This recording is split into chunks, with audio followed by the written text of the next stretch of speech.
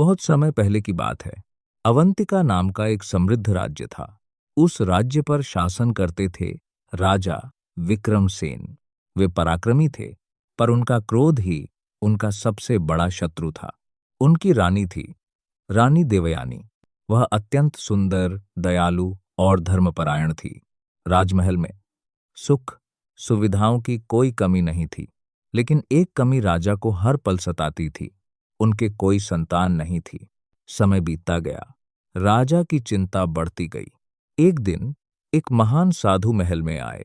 उन्होंने राजा को एक दिव्य प्रसाद दिया। साधु बोले, राजन, इसे रानी को खिलाओ, तुम्हें संतान अवश्य होगी। राजा बहुत प्रसन्न हुए। उन्होंने वह प्रसाद रानी को दे दिया। कुछ ही समय बाद रानी गर्भवती हो गई। पूरा महल खुशियों से भर गया। लेकिन महल में कुछ लोग इस खुशी से जलने लगे। दुष्ट मंत्रियों ने एक षड्यंत्र रचा। उन्होंने राजा के मन में शंका भर दी। उन्होंने कहा, महाराज, यह संतान आपकी नहीं है। राजा का विश्वास डगमगा गया। क्रोध ने उनके विवेक को ढक लिया। बिना सच्चाई जाने उन्होंने एक भयानक आदेश दे दिया, रानी को जंगल में ले जाकर मार दिया जाए। सैनिक रानी को जंगल में ले गए।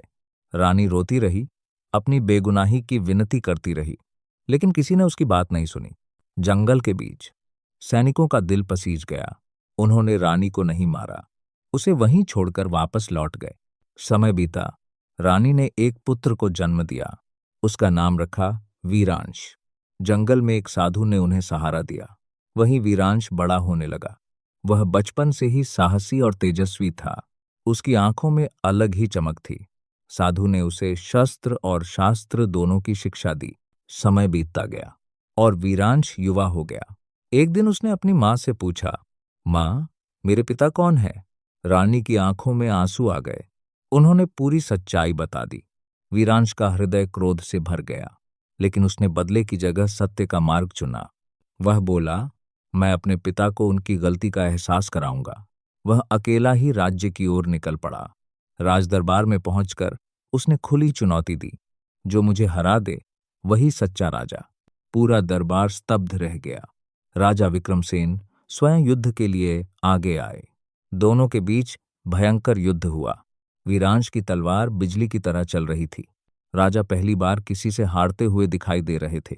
अंत में वीरांश ने राजा को पराजित कर दिया, लेकिन उसने उन्हें मारा नहीं। वह बोला, महाराज, मैं आपका शत्रु नहीं, आपका पुत्र हूं। पूरा दरबार सन्नाटे में डूब गया। रानी देवयानी को बुलाया गया।